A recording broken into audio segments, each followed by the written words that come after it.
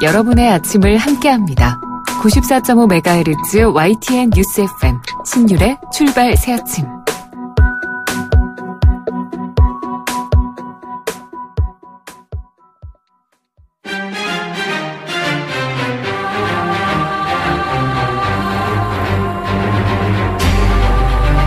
매일 아침을 뉴스로 깨웁니다.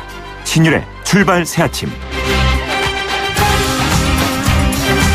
우리 측이 9일날 남북 고위급 회담을 하자 이렇게 제안하니까 북한은 여기에 답을 하지 않은 채 1년 12개월 정도 끊어졌던 남북 연락 채널을 잘 가동시켰습니다. 물론 그동안에도 이 채널이 끊겼다고는 하지만 북한이 이 채널을 통해서 뭔가 연락을 하려고 하면 우리 측은 항상 전화를 받았었습니다. 그동안 우리가 전화를 하면 북한이 응답을 하지 않았던 것이 문제였다는 건데요. 남북 간의 연락 채널의 복원은 이제 북한도 전화를 받겠다, 이런 의미로 우리가 이해할 수 있을 겁니다. 이번 연락 채널의 가동이 남북 대화의 기본 중에 기본이라고 할 수 있기 때문에 이런 기초 위에 국제사회의 대북제재 공조와 어긋나지 않은 기조를 유지하면서 과연 무엇을 만들어갈지 이제 주목할 수밖에 없습니다. 이런 남북관계의 변화 조짐 속에서도 지방선거를 향한 국내 정치의 시계는 더욱 빨라지고 있는데요. 그래서 오늘은 경기도지사 하마평에 오르고 있는 분이죠. 문재인 대통령의 최측근 인사 가운데 한 분, 더불어민주당 전해철 의원 잠시 후 일부에서 만나보겠습니다. 또 이 국민의당 통합파가 바른정당과의 협의체를 출범시키면서 통합 작업에 박차를 가하니까 반대파 의원들이 모여서 대응책을 논의했는데요. 독자적인 신당을 창당하겠다, 이런 얘기까지 나오고 있습니다. 국민의당 지키기 운동본부의 대변인이죠. 국민의당 최경환 의원 잠시 후 2부에서 만나보겠습니다. 개성공단 준다 이후에 완전히 끊겨졌던 남북 한라인, 제가 말씀드린 대로 복원이 됐는데요. 자, 남북 관계의 청신호가 될 수 있을지 오늘 3부에서 참여정부에서 통일부 장관을 지낸 이재정 경기도 교육감과 관련 얘기 나눠보겠습니다. 더불어 2018년 새해에 달라지는 교육정책에 대한 얘기도 나눠보죠. 1월 4일 목요일입니다. 신율의 출발 새 아침, 광고 듣고 시작합니다.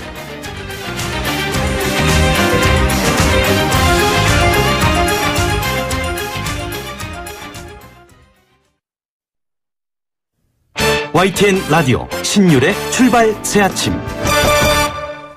예, 지금까지 들어온 뉴스 정리해 보겠습니다. 백병규 시사평론가 스튜디오에 나와 계십니다. 어서 오십시오. 안녕하십니까. 예, 밤새 들어온 소식부터 얘기를 해볼까요? 자유한국당 최경환, 이우현 두 의원이 모두 구속이 됐네요. 네, 오늘 새벽에 이제 구속이 됐죠. 예. 지난 5월 그 문재인 정부가 그 출범한 이후에 그 현역 국회의원이 구속된 것은 이제 두 의원이 그 처음이고요. 20대 국회의원 가운데에서는 그 부산 해운대 그 LCT 금품 비리 의혹에 연루돼서 지난 1월 구속된 같은 당의 그 배덕광 의원 이후 이제 그 두 번째 사례가 됩니다. 이 두 의원은 자유한국당의 그 친박의 그 대표적인 인사들이죠. 최경환 의원은 그 친박의 그 좌장격으로 이제 정평이 나 있었고요. 이우현 의원은 그 서청원 의원의 그 최측근 인사 아니겠습니까? 이 두 의원의 구속은 자유한국당 이 친박 세력의 실질적인 몰락의 뜻도 이제 있는 것으로 이렇게 풀이가 되고 있습니다. 예. 서울중앙지법의 그 강부영 영장 전담판사는 그 최경환 의원에게 그 범죄 혐의가 소명이 되고 이 증거를 인멸할 염려가 있어서 그 구속의 사유와 그 필요성이 인정된다. 예. 이러면서 구속영장을 발부를 했고요. 역시 이제 이우현 의원의 그 영장 실질심사를 맡은 같은 법원의 그 오민석 영장 전담 부장판사 역시 같은 이유로 이제 그 영장을 좀 발부를 했습니다. 그렇군요. 그리고 제가 오늘 오프닝에서도 말씀을 드렸습니다만 판문점 남북 연락 채널이 복원이 됐지 않습니까? 그렇죠. 네. 어제 오후 이제 3시 30분에 이제 복원이 됐는데요. 북한이 그 평창 동계올림픽 그 참가를 위한 그 남북 당국 간 그 회담을 위해서 이제 그 판문점 연락 채널을 통해서 연락을 이제 취해온 것입니다. 2016년 2월 그 개성공단 가동 전면 중단 이후 그 1년 11개월 만인데요. 이 북한의 그 대남기구인 그 조국평화통일위원회 그 리성군 위원장, 이에 앞서서 그 조선중앙TV에 출연해서 그 입장문을 발표를 했습니다. 김정은 위원장의 그 신년사에 대한 그 청와대의 그 환영 논평, 그리고 그 문재인 대통령의 그 지지 의사 표현 및 그 실무대책 마련 지시 등을 이제 언급한 뒤에 이에 대해서 김정은 위원장이 그 긍정적으로 높이 평가한다, 환영의 뜻을 표명했다, 이렇게 밝히고 이 남북회담 개최를 위해서 그 이날 오후 3시 그러니까 이제 북한 시간으로 오후 3시겠고요. 우리 시각으로는 그 오후 3시 반에 판문점 연락 통로를 개통할 것을 지시했다. 이렇게 밝히게 됐습니다. 김정은 위원장이 이제 그 직접 지시에 의한 것이라는 것을 좀 강조를 했는데요. 남북 모두 두 정상이 좀 남북 접촉과 회담을 좀 진두지휘하는 이런 모양새죠. 물론 이제 이게 남북 이 대화의 기초를 마련했다라는 의미는 있는데 이러면 우리가 이제 고위급 회담 하자고 얘기를 했으면 거기에 대해서 얘기를 해야 될 거 아니에요. 근데 거기에 대해서는 얘기를 안 한 모양이에요. 네, 고위급 이제 회담. 예? 좀 천천히 하자 이런 얘기인가요? 아무튼. 근데 이게 천천히 할 시간이 없어요. 많이 없죠. 그래서 아마 오늘도 접촉을 갖지 않을까 싶은데요. 어쨌든 향후 남북 실무 접촉을 통해서 그 형식과 좀 의지가 좀 결정되지 않겠는가 이렇게 보이는데 이제 리성권 북한 조평동위원장 어제 이런 말을 했습니다. 이 당 중앙위원회 그 통일전선부 이른바 그 줄여서 그 통전부라고 하죠. 그리고 또 이제 이 조평통, 이 국가체육지도위원회 등이 그 회담을 위한 그 실무 준비에 나설 것이다 이렇게 밝혔는데 이에 따라서 이제 우리 쪽도 그 통일부와 그 국가정보원 그리고 그 문화체육관광부가 그 회담에 나설 것으로 이렇게 예상이 되고 있습니다. 예. 이럴 경우에는 이제 그 조명균 그 통일부 장관과 그 리성권 북한 그 조평통 위원장을 그 수석대표로 하는 이 장관급 회담이 이루어지지 않겠느냐 이런 관측도 나오고 있는데요. 이건 좀 지켜봐야 되겠죠. 예, 이게 우리로서는 지금 서둘 수밖에 없는 상황이고 올림픽 그렇죠. 때문에. 네. 근데 이제 북한이 또 그거를 또 이용을 해가지고 어떻게 나오면 이건 또 우리 입장에서 볼 때는 좀 골치가 아픈데 어제 그 트럼프 미국 대통령은 그런 얘기했죠. 자신의 트위터에 나도 이 핵단추가 있다. 근데 내 거는 작동이 된다. 더 큰 핵단추라고 했나요? 더 크고 강력하다. 네. 네. 근데 이런 거 가지고 지금 미국 내에서는 좀 대통령이 이런 식으로 얘기를 해도 되는 거에 대해서 얘기들이 좀 나오는 모양이더라고요. 저도 이제 어제 그 트럼프 미 대통령이 그런 이제 트위터를 올렸다고 그래서 예. 참 이거 좀 그렇다 이제 이런 생각이 좀 나고요. 그러니까 예.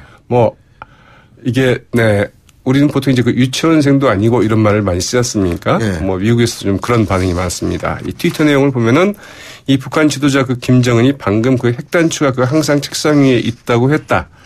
나는 그가 가진 것보다도 더 크고 강력한 핵단추가 있다는 사실을 이 식량이 부족하고 굶주린 정권의 누군가가 그에게 제발 알려줬으면 좋겠다. 내 버튼은 또 작동하기까지 한다. 이렇게 이제 얘기를 했거든요. 네. 김정은 위원장이 그 신년사에서 미국에 대해서 그 미국 본토 전역이 그 우리의 그 핵타격 사령권 안에 있고 핵단추가 내 사무실 책상 위에 항상 놓여 있다는 것은 위협이 아닌 그 현실임을 그 똑바로 알아야 한다.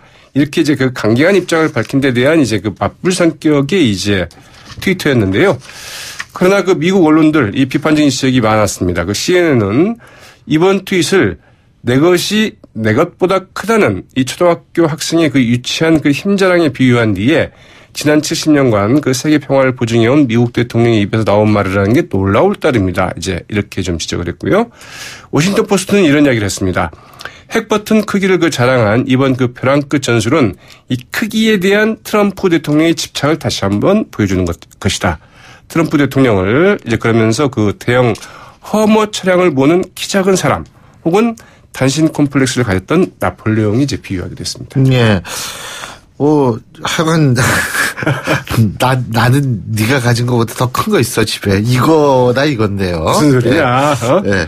까불지 말라 이제 이런 말이죠. 근데 이게 핵을 가지고 김정은이나 이런 트럼프 대통령이나 이렇게 이런 얘기를 한다는 게 좀 굉장히 위험한 얘기죠. 그래서요.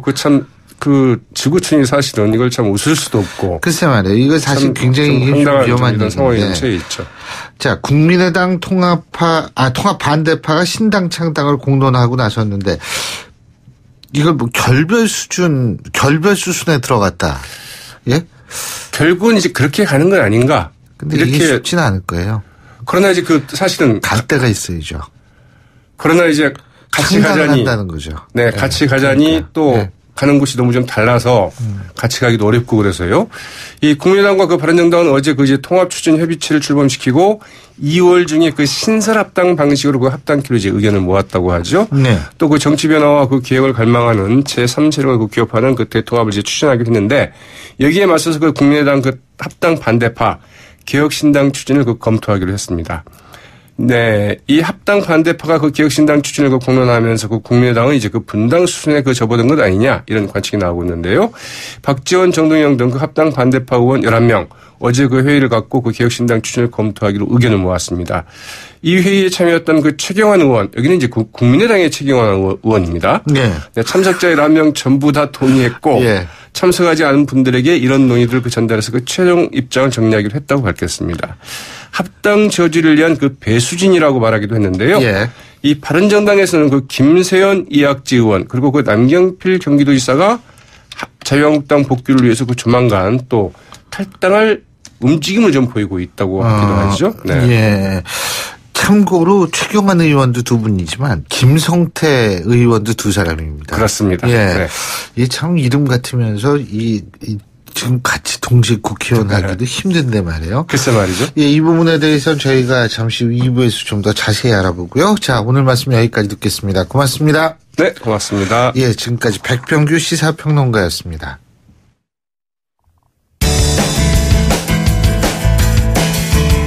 여러분은 지금 FM 94.5MHz로 방송되고 있는 신율의 출발 새 아침을 듣고 계십니다. 의견 주실 분은 짧은 문자 50원, 긴 문자 100원의 이용료가 드는 휴대전화 문자 메시지 우물정 0945번으로 의견 남기실 수 있습니다.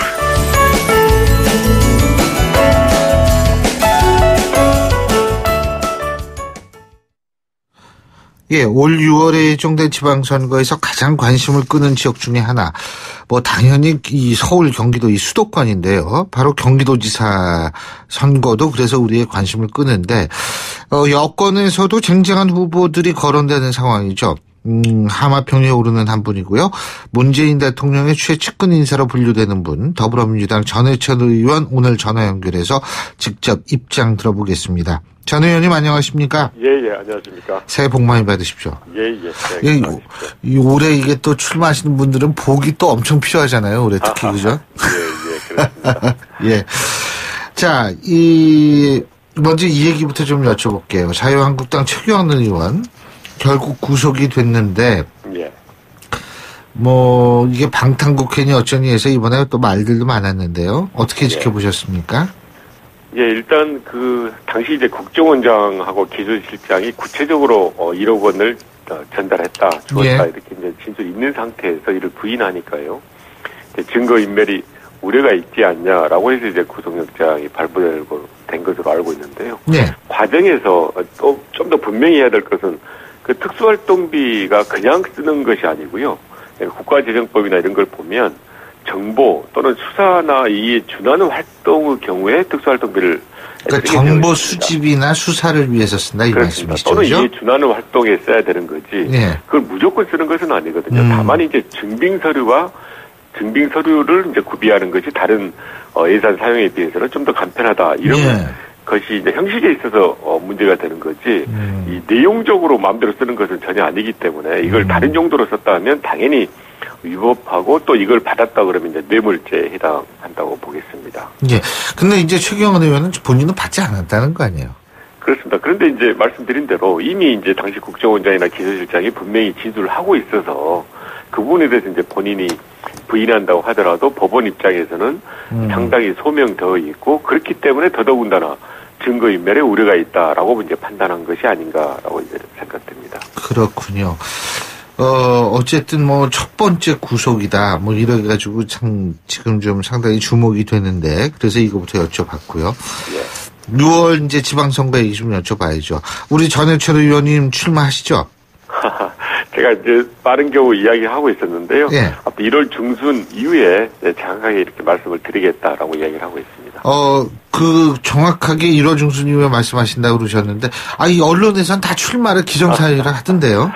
예, 거기 제가 이제 일단은 현재 경기도당 위원장으로 이제 많은 활동을 하고 있고요. 네. 그리고 이제 출마에 대해서 유력하게 검토를 하고 있으니까 이미 이제 언론에서는 출마한 거 아니냐라고 판단을 하고 있습니다만은 구체적으로 제가 경선 본선에 나가는 거에 대해서는 잘 판단해서 말씀을 드릴 계획입니다. 그러니까 그러면 아직 결정을 안 했다고 이해해도 되겠습니까? 예, 그렇습니다. 예, 결정을 아직 안 하셨다. 이재명 시장은 결정한 것 같은데요. 아직은 후보들이 이제 공식 출마 선언을 한 것은 아니기 때문에요. 네. 네, 그런 부분에 대해서는 좀 더 추이를 살펴볼 필요는 있다고 봅니다. 예. 이재명 시장하고 만약 이재명 시장도 나가고 우리 전해철 의원님도 나가고 이렇게 되면은 경선해야죠, 그죠? 그렇습니다. 일단 이재명 시장도 좋은 후보고요. 저희 당의 이제 중요한 자산이라고 생각합니다. 특히 이제 올해 이제 지방선거는 굉장히 문재인 정부의 성공을 위해서 중요한데 이를 위해서는 그 과정에서 특히 경선 과정에서 치열한 경쟁을 해서 누가 좀 더 적합한 후보자냐라는 거에 대해서 검증도 하고 또 당원이나 시민분들에게 판단을 받는 게 필요하다고 생각을 합니다. 그런 면에서 이제 아주 효과적인 또 필요한 경쟁 경선이 저는 그런 과정들이 갖춰져야 된다고 생각을 하는데 예. 그런 과정에서 이재명 시장이나 저나 다 적절한 역할이 있지 않을까라고 생각을 합니다. 근데 어떻게 보세요? 이것이 이재명 시장과 전해철 의원님하고 만약 경선을 하게 됐을 때는 이게 결국은 결선이다. 이런 얘기도 나오거든요. 이 얘기는 뭐냐면 여권이 유리하다 이런 얘기가 나오고 있는데 동의하십니까? 일단 저희 당의 지지율이 이제 한 50% 이상을 보인 것은 사실 몇 년 만에 10수년 이상 만에 처음입니다. 그만큼 네. 이제 국민들이 더불어민주당에 대한 애정 지지를 보이고 있는 것이고요. 그런 네. 결과로 해서 아마 더불어민주당 후보가 이번 지방선거 본선에서 유리할 거다라고 이제 이야기를 합니다만은 사실 저희들은 이제 그 지지율에 절대 안주해서는 안 되고 지난해 촛불에서 많은 국민들, 시민들이 이야기했던 제대로 된 대한민국을 만드는데 누가 적합하냐, 어떤 정당이 더 낫냐라는 부분에 대해서 끊임없이 노력한다면 아마 이번 지방선거, 특히 이제 경기도 선거에서도 유리할 거다라고 이제 판단을 해주시는 거에서 저희 노력에 따라서는 지금 말씀하신 결과대로 되지 않을까 생각합니다. 근데 여론조사나 이런 것들을 종합해보면 이재명 시장이 전해철 의원보다 많이 나온다 이런 얘기도 있던데 맞아요? 일단 지지도보다는 이제 인지도가 제가 많이 떨어지니까요. 이재명 시장의 경우에는 지난해 이제 대선 과정에서 아주 경선을 잘 치렀고 그런 과정에서 이제 본인이 하고 싶은 이야기 또 본인의 생각에 대해서 많은 시민들이 알 수 있는 기회를 가졌는데 거기에 비하면 저는 이제 국회에서나 또 저희 당에서 많은 활동을 하고 역할을 했지만 일반 시민들은 과연 제가 누구냐 또 어떤 역할을 그동안 했냐는 것에 대해서 아직은 많이 모르기 때문에 이제 저는 그런 일부 통계가 나올 수는 있지만 그래도 불구하고 이제 앞으로 이번에도 많은 이제 신정 연말을 전후해서 언론들이 많은 또 국민들이 지방선거에 대해서 관심을 가졌듯이 앞으로 2월, 3월 또 경선에 이렇게 즈음해서 되면 훨씬 많은 관심도가 나오면 당연히 인지도는 높아질 것이고요. 그 과정에서 누가 적임자냐, 그동안 어떤 생활과 정치적인 활동을 하였냐라는 것을 판단하게 된다면 저도 경쟁력이 있지 않을까라고 생각합니다. 예, 그럼 거의 나가시는 거네요, 제가 말씀드린. 예, 아주 유력하게 검토하고 있습니다. 예. 아니 근데요, 예. 이 남경필 현 지사가 이런 얘기 있잖아요. 서울과 경기도 합쳐서 도지사 한 명만 뽑자. 예? 이 부분은 어떻게 보세요?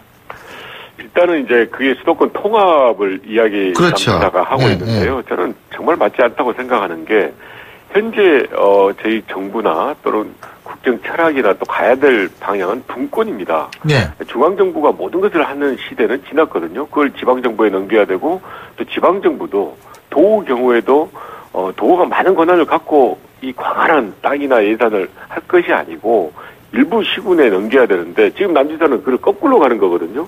올해 전체를 통합해서 큰 규모를 만들어서 하자라는 것은 저는 정말 맞지 않고 오히려 그런 경우에는 행정의 비효율성이라든지 또 지금 가고 있는 시대적 방향과 맞지 않다라고 생각해서 저는 그 부분에 대해서는 확실하게 동의할 수가 없습니다. 예. 그리고 지방선거 말이에요. 이게 투표율이 중요하지 않습니까? 그죠? 그렇습니다. 지방선거의 투표율이 낮을 경우에는 사실은 기존에 있어서의 지역 분할 구도가 그대로 재현될 가능성이 높다 이런 분석이 있고요. 네. 지방선거의 투표율이 높으면은 실제적으로 지금 소위 말해서 여당이 좀 더 유리할 수 있다 이런 얘기들이 나오고 있거든요. 네. 어떻게 보세요? 이게 개헌하고 지방선거 동시에 실시하는 거 이거 어떻게 보십니까? 저는 이제 당연히 먼저 동시에 실시를 해야 되고요. 그거는 왜냐하면 지난 대선 과정에서 각 당 또 모든 후보들이 공약을 했습니다. 그것은 이제 그냥 공약이 아니라 이번 지방선거에서 개헌하는 것이 비용적인 측면에서도 필요할 뿐만 아니고 또 뭔가 새로운 대한민국을 만들어가는 데 있어서 개헌의 필요성에 공감을 했기 때문이거든요. 일단은 그 약속을 지켜야 되는 것이고요. 그런데 그 개헌을 지방선거와 함께 하자는 것에 대해서 지방선거 투표율과 연관이 있기 때문에 못한다는 것은 그건 정말 맞지 않지 않습니까? 개헌이라는 뭐 투표율 때문에 그렇다는 얘기는 그건 제가 생각하는 거고 한나라당 아니죠 자유한국당에서 그런 얘기를 한 건 아니죠. 알고 있습니다. 네, 알고 있습니다. 그래서 정말 그거는 맞지 않다. 개헌이라는 그 국가의 중차대한 일에 대해서 투표율에 따라서 또 선거의 유불리를 따라서 개헌의 시기를 정하는 것은 맞지 않다고 생각하고요. 말씀하신 대로 투표율이 높은 게 당연히 저는 이제 필요하다고 생각하고 다만 이제 이번 지방선거 같은 경우에는 지방자치단체의 행정의 적임자를 뽑는 의미와 함께 또 하나는 이제 문재인 대통령 내지 현 정부에 대해서 계속적인 지지 또 국정운영의 동력을 줄지 안 줄지에 대한 것도 포함되어 있기 때문에 많은 국민들이 거기에 대해서 투표에 응하지 않을까라고 이제 생각하고 있습니다. 근데요, 이게 동시에 실시했을 경우에 예를 들면은 개헌 이슈가 지방선거를 잡아먹는다든지 지방선거가 개헌 이슈를 잡아먹는다든지 이런 걱정은 안 해보셨어요? 이제 물론 이제 약간의 분산되는 면은 있습니다만은 그걸 두 가지를 구별해서 또 그 두 가지 선택의 중요성을 이렇게 간과할 정도로 국민들이나 시민들이 아니 근데 이게 이걸 왜 여쭤보냐면 지방선거는 한 사람만 뽑는 게 아니잖아요. 예를 들어 봅시다. 서울시장 선거 뭐 예를 들면 서울에 서울시장 선거 가면 서울시장 뽑죠. 구청장 뽑아야죠. 그다음에 지방의원 뽑아야죠. 기초의원 뽑아야죠. 뽑는 사람이 엄청 많아요. 근데 여기에다가 개헌까지 덧붙인다? 이게 그래서 헷갈릴 수 있고 그래서 이슈를 잡아먹을 수 있는 거 아니냐 이런 얘기들이 나오는 거 아닙니까? 이제 말씀드린 대로 이제 비용이나 효율성 측면에서는 훨씬 같이 하는 게 필요하고 하지만은 뭐 개헌이라는 게 굉장히 몇십 년을 내다보고 하는 건데 비용 가지고는 얘기할 수 없는 거 아니겠습니까? 저도 이제 개헌특위 위원이었습니다. 지난 연말까지요. 이제 일기 개헌특위 위원인데 사실 개헌특위에서 논점과 쟁점은 모두 나와 있습니다.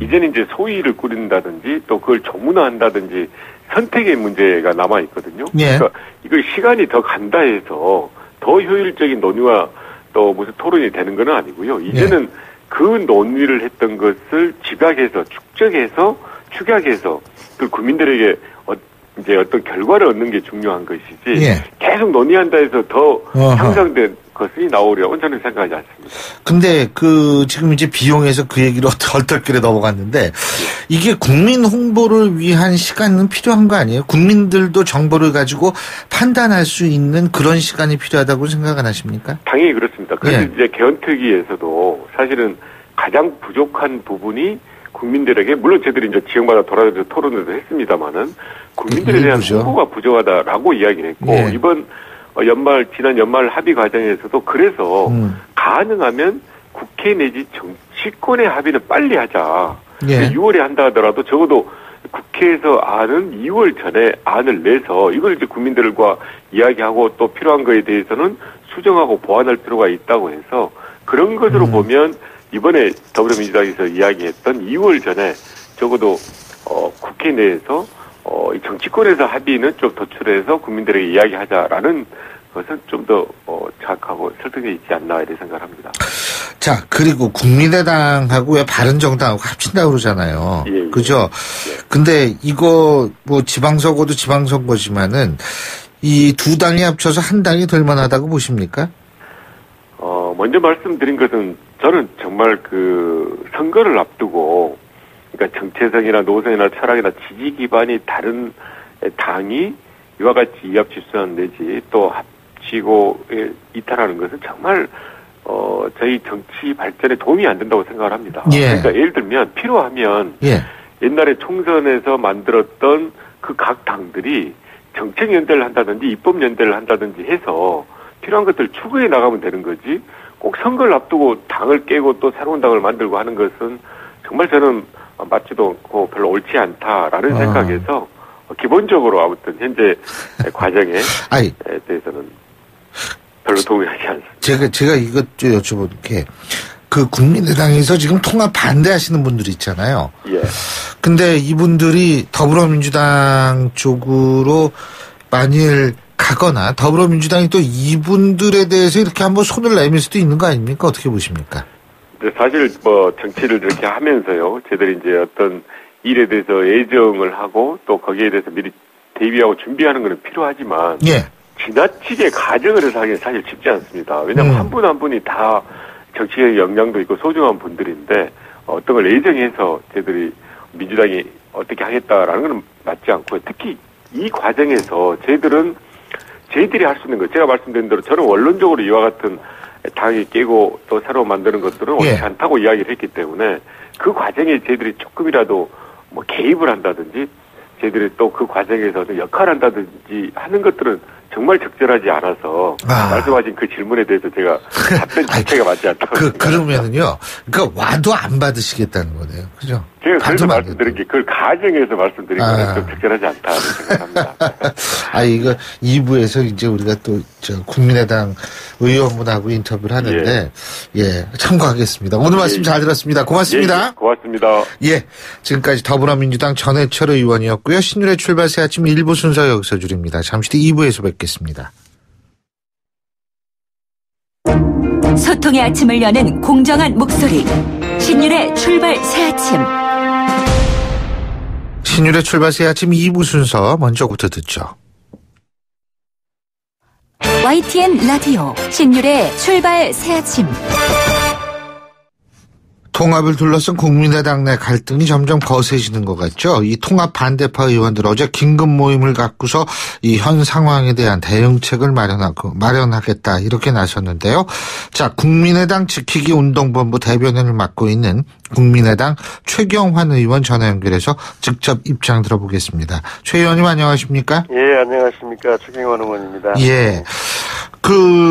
지금 이제 어제 국민의당에서는 이현주, 이태규 두 의원이 대표격으로 참석을 했죠. 이 통합추진협의체예요. 그죠?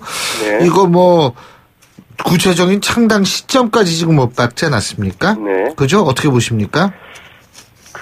찬성파에서 전당원 투표 이후에 그런 내용들을 기정사실화하고 있는데요.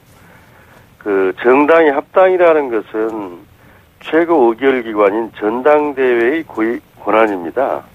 전당대회 없이는 이루어질 수 없는 건데, 지금 저희 당 상황으로서는 저는 전당대회가 불가능한 상황이다. 이렇게 봅니다. 전당대회가 이루어지려면 안건에 대한 합의가 돼야 하고, 전당대회 의장이 확실한 입장이 있어야 가능하거든요. 근데 이렇게 격렬하게 찬반이 팽팽하게 대립하고 있고, 또 의장인 이상돈 의원께서는 이런 혼란 상황에서 정상적인 절차가 가능하겠느냐, 또 이런 식의 통합이 돼서는 되겠느냐 하는 그런 입장을 가지고 계셔요. 그래서 저는 전당대회 자체가 불가능하다. 그래서 통합, 합당은 절대 순조롭게 진행되기 힘들 것이다. 이렇게 보고 있습니다. 근데 그렇게 생각하시는데 왜 신당 창당 얘기가 나옵니까? 그렇습니다. 합당을 저지하고 신당 통합을 저지하는 것만으로는 찬성파 합당을 추진하는 측에서를 제어하는 데 한계가 있다고 생각합니다. 그런 점에서 우리가 배수진으로 개혁신당 창당 문제도 검토하겠다 이렇게 의견을 좀 나누고 있습니다. 배수진이라고 말씀하셨는데 그렇다면 진짜 만드는 게 아니라 겁주기 위해서 신당 얘기한다 이렇게 이해도 되겠어요? 예, 두 가지 다 생각하시면 되겠습니다. 실제적으로 저희들은 어제 이렇게 통합 드라이브를 걸고 있는 찬성파 측에 대해서 우리가 같이 갈 수도 없고 또 같이 갈 필요도 없다. 국면이 바뀌고 있다. 새로운 결의가 필요하다.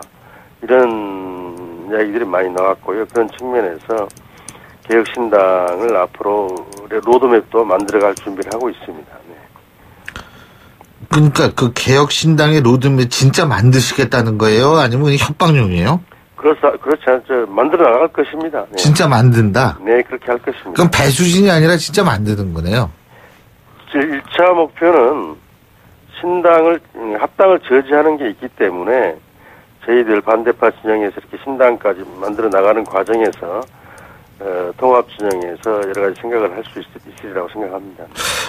지금 통합 반대하는 분들 무소속으로 담게 될 거다. 지금 통합 추진하는 쪽은 그렇게 얘기를 하던데요.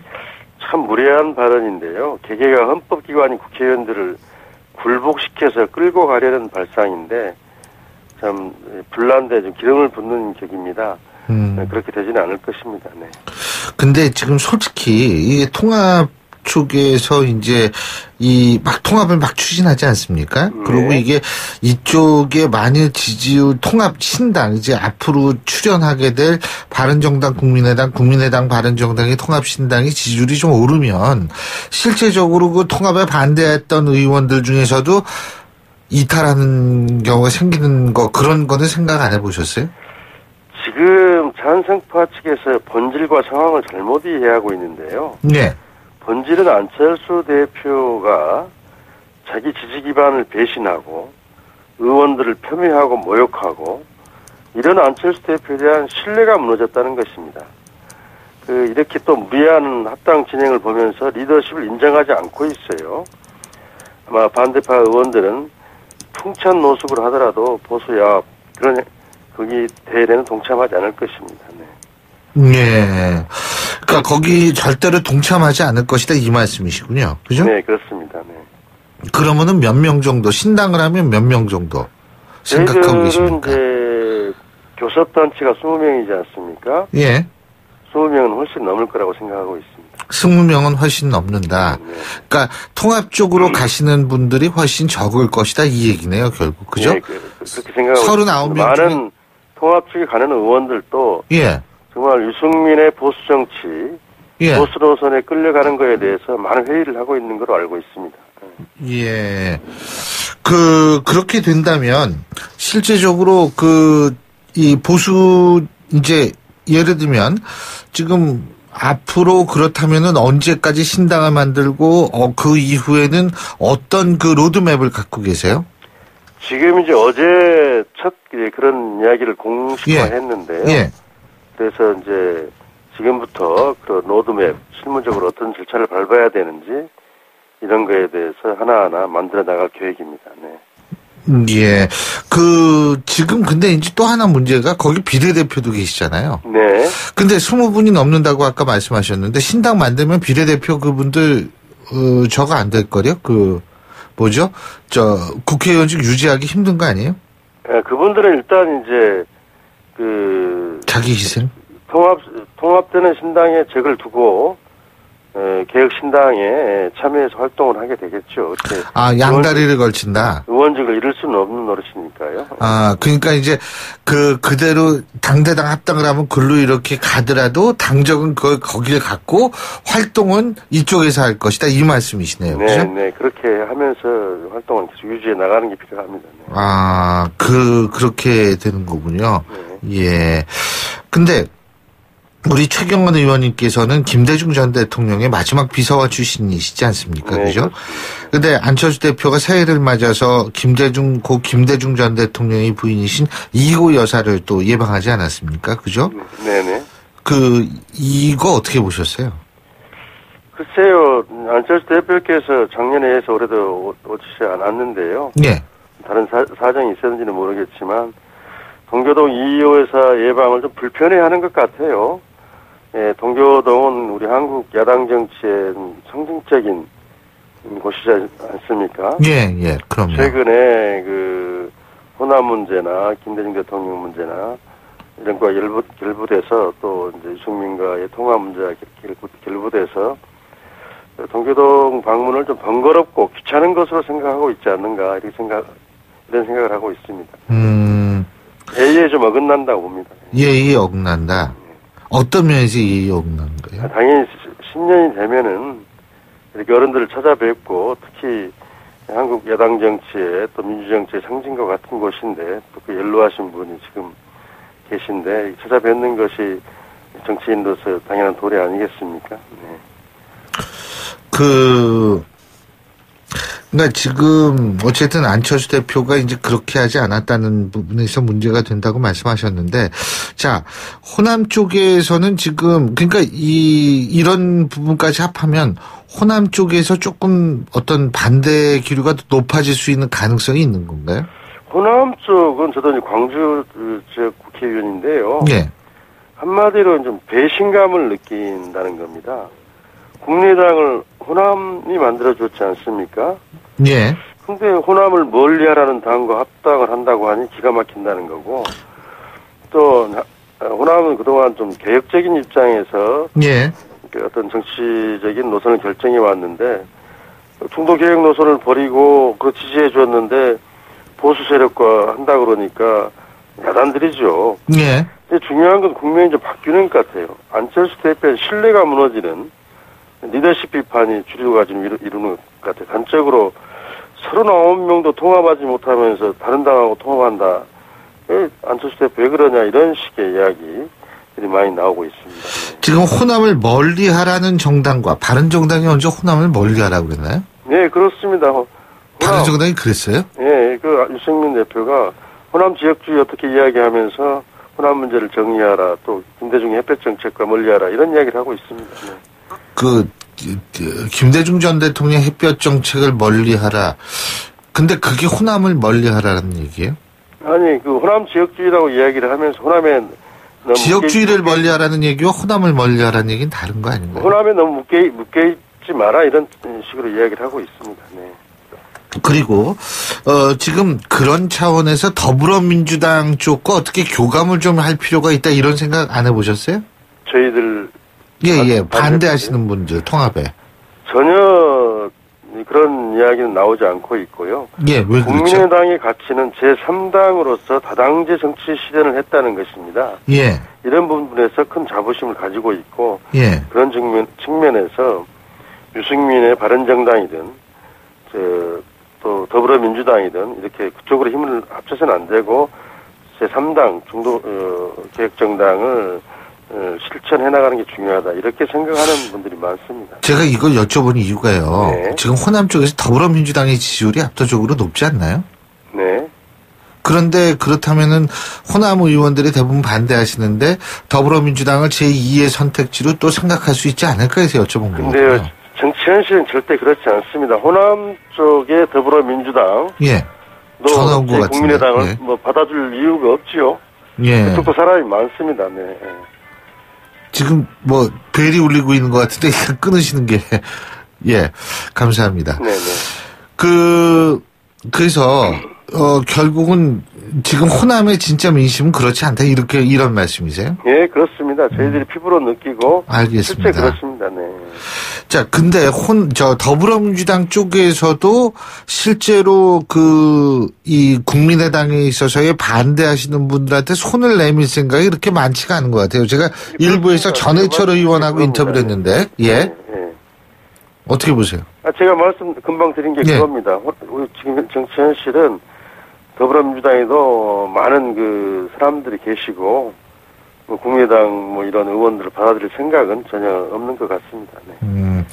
그러니까 이제 독자신당으로 가되, 그래서 이제 독자신당을 만들 수밖에 없다 이 말씀이시죠, 그죠? 네, 검토하고 있습니다. 그렇군요. 예, 잘 알겠습니다. 오늘 말씀 여기까지 듣겠습니다. 고맙습니다. 네, 감사합니다. 예, 지금까지 국민의당 최경환 의원이었습니다. 예, 오늘 저희가 아까 말씀드린 대로 이 남북 관계 어떻게 풀릴지 요새 이것이 뉴스의 가장 뜨거운 포인트라고 얘기를 할 수 있는데요. 잠시 후 3부에서는 통일부 장관을 지내셨죠. 이재정 경기도 교육감과 함께 현 상황 과연 어떻게 지켜보는지 한번 알아보겠습니다. 신율의 출발 새 아침 2부 순서 여기까지고요. 전 뉴스 들으신 이후 8시 10분 3부에서 뵙겠습니다.